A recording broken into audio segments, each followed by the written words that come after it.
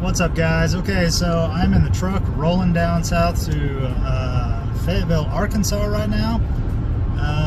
I was having problems with the 240. I could not get it to make over 18 psi. I took my wastegate duty cycle all the way up to 80 something percent and it just wouldn't make over 18. So I changed the two wastegate springs that were in it out for one stiffer wastegate spring, and wouldn't you know it, still couldn't make over 18 psi. So I knew something was definitely wrong. I figured the wastegate, I figured the solenoid might be bad, so I tested it. I used output test mode on the Megasquirt to test it, and it tested fine. So no problems with the solenoid. So a buddy of mine said, man, you should boost leak test your whole system, see if you got a boost leak. And I thought, nah, there's no way I've got a boost leak, but I'll test it anyway, why not? So I had all the stuff to test it. Only took about 5 minutes, so I boost leak tested it. Well, sure enough, I had a boost leak. And the boost leak, unfortunately, was coming right out of my intake manifold. I don't know if we've talked about it, but I'm running a LS1 plastic intake manifold, factory intake manifold. And earlier this year, when I was testing wastegates, I accidentally boost spiked to 27 psi, and I blew a hole out of that wastegate. I blew a hole out of that intake manifold, and went back and fixed it, and ran again, and blew a hole again. Fixed it a second time. It cracked again. I fixed it a third time. It cracked a third time, and then this last week, when I was making draggy pulls, running 18 pounds of boost, at some point there it cracked a fourth time. So I'm done fixing that thing. I'm over the plastic manifold. I like them, they look cool because they look factory, and that's what I like, but when you're running big boost, at least in my experience here, they just ain't worth it. So I'm heading down to Arkansas to pick up an aftermarket manifold that popped up on Facebook Marketplace. It's a really nice piece, and I'll show you after I get it. I'll update the video here with it, but it's fully aluminum, and it's definitely going to take all the boost that I ever want to run, and it's really going to help my top end. It's not going to be great for the mid-range or the bottom end, but it's going to really help my 6,000 to 8,000 RPM rev range, which is where I run this car now. The highest I've revved it so far is 7,300, and then it drops down to 6,000 RPM on the shift. And that is right in the sweet spot for this particular intake manifold, so it's actually going to work out good. So I'm heading down south to pick it up. Alright, so I got it. I did the deal. Let's see what we got in here. Boom. Made in USA. And BTR. So I got the BTR equalizer intake manifold from a guy who used it a little bit, like 500 miles he said, and then he wanted a black one. Instead of having his powder coated black, he just went ahead and bought the black one that BTR sells and sold his not black one. And it came with the fuel rails, which is sick. I needed new fuel rails anyway, so these are the BTR fuel rails. And it came with the crossover, which is nice, and he included all these fuel line fittings here, which is handy. It comes with the hardware and everything, so this is a pretty good package, and I got it for a good deal. This was 600 bucks picked up. I think this is about 8 with the fuel rails, plus some money for the hardware, or excuse me, some money for the lines. So, you know, a couple $100 off at least. It's going to be able to handle all the boost I ever throw at it. Not going to have to worry about anything breaking. And it's going to be super optimized for high RPM. I'm shifting at 7,200 or so right now, and I want to shift up closer to 8 eventually anyway. So it's going to be perfect for what I'm doing with the car.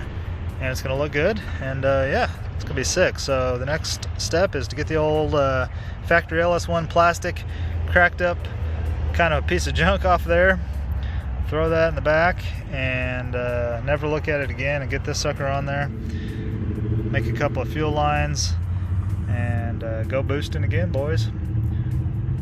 Gonna be good.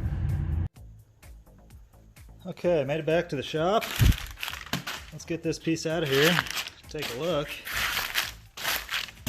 see how it looks out of the box. Everybody loves getting new parts, huh? Used in this case.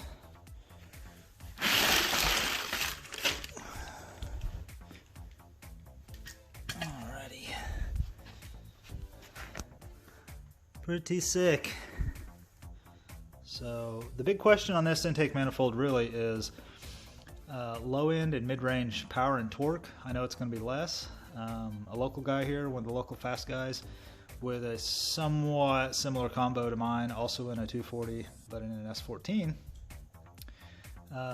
He's super fast. He's made it down into the high 7s now, and he runs this intake manifold now and does not like it.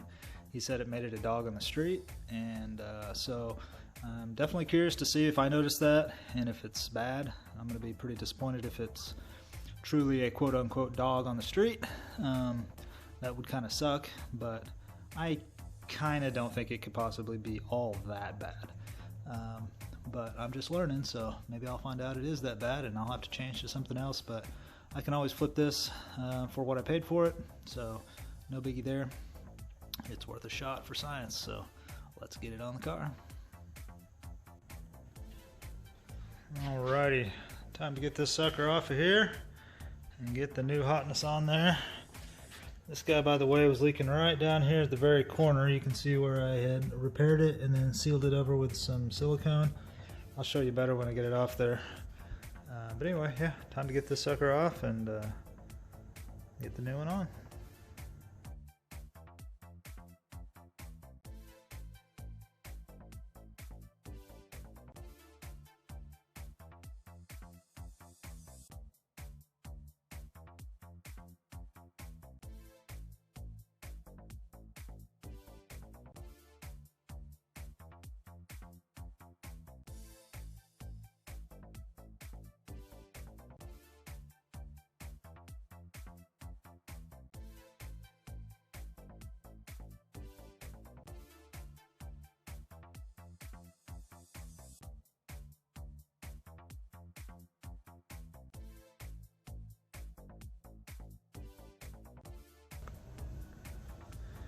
Okay, so if you want to see the damage to the intake manifold and my horrible looking repair job, here she is.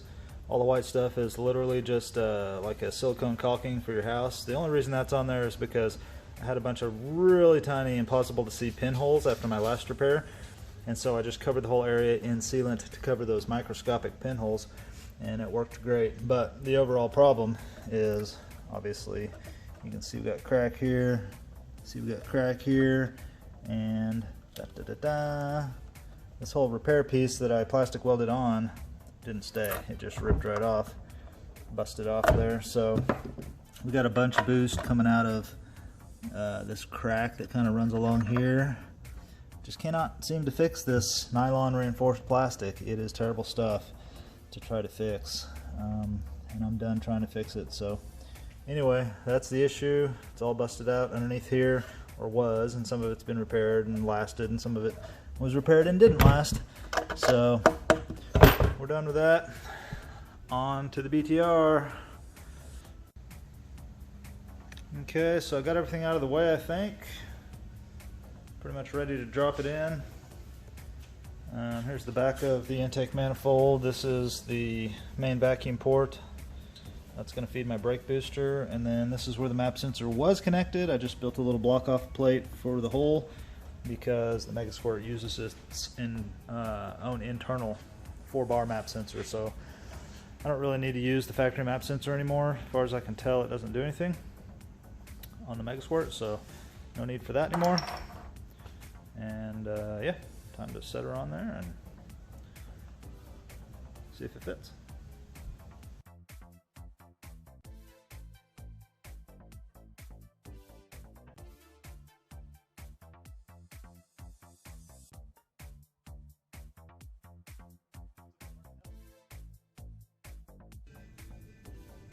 Okay guys, so I got the intake manifold on the engine, and it is loosely bolted down, and I got the fuel rails on.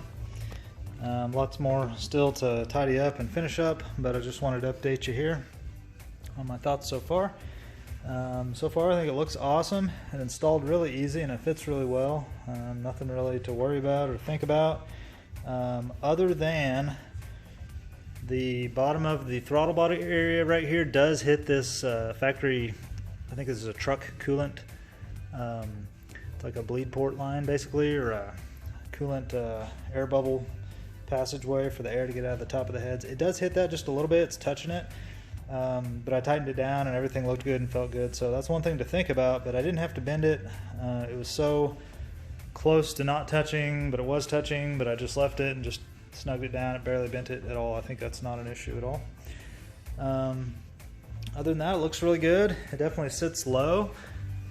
This is a 240SX 1991, and eventually I want to have a hood back on here, so I think I'll be able to do it. Okay, so the ICT billet adapter plate went on there smooth, no problems whatsoever. Bolted up like a charm. So let's see if the throttle body will.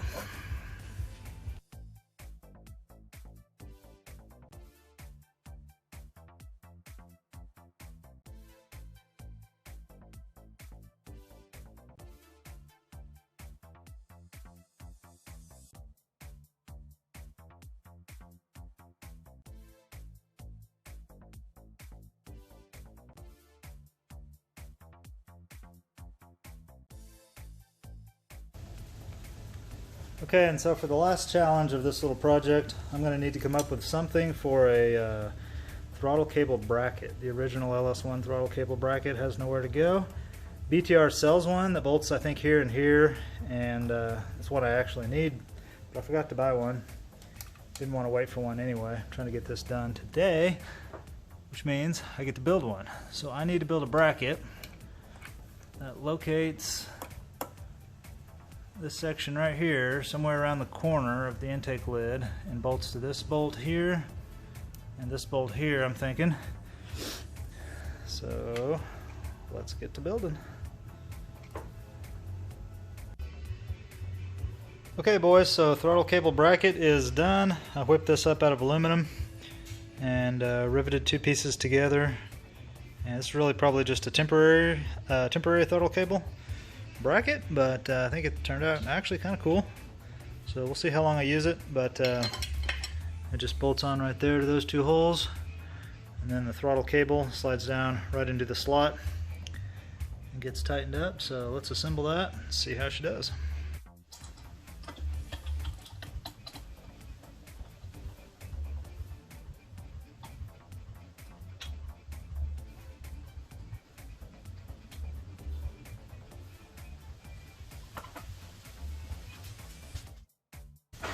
I think it's going to work. It looks alright. Nice and sturdy. Go in the car and try the throttle pedal. See if anything's flexing or bending.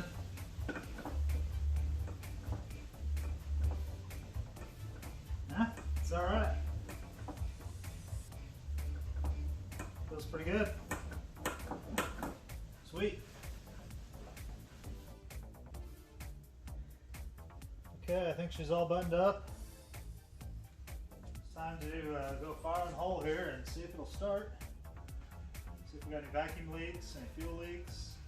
See if I forgot to plug anything in. I think we're good. Let's try it.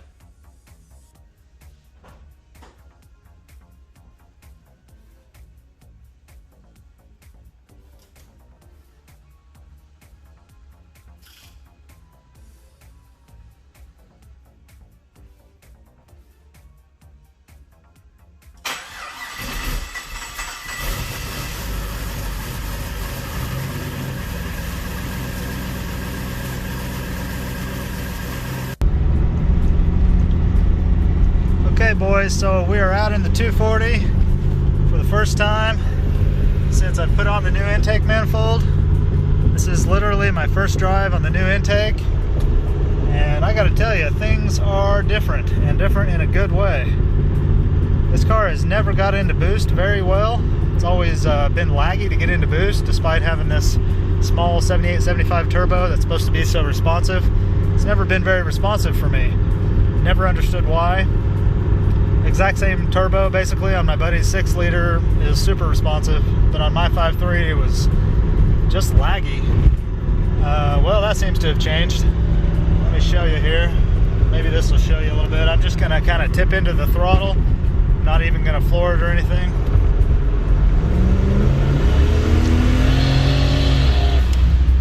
Okay, I don't know how much throttle position that was, but it was not much. I'm talking like 20%, possibly even quite a bit less, and it just moved past 0 right up into boost, just like you would want it to. And that's the thing about this turbo. This whole time, it would snap from deep into vacuum to 0 real quick, but then from 0 to 1 PSI would take a long time. Take too long, longer than you'd expect it to, but that seems to have been fixed. Let's try that again. I'm just cruising real slow right now. I'm actually even going downhill, so I'm going to tip into the throttle a bit.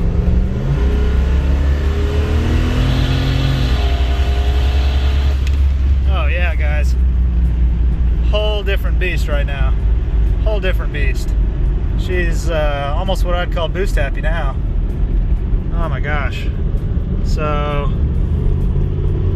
obviously we knew my old intake manifold had a leak in it when I took it off, but it didn't always have a leak in it. At least I didn't think it always had a leak in it, but considering how she behaves now, makes me wonder if I didn't always have a leak in that thing and just somehow didn't know it. Because my gosh, she is boosty now. Alright, I'm going to pause the video, do some more test driving, get some more thoughts here, and I'll catch up to you in a second. Alright guys, so first test drive done, and this car is a whole different beast.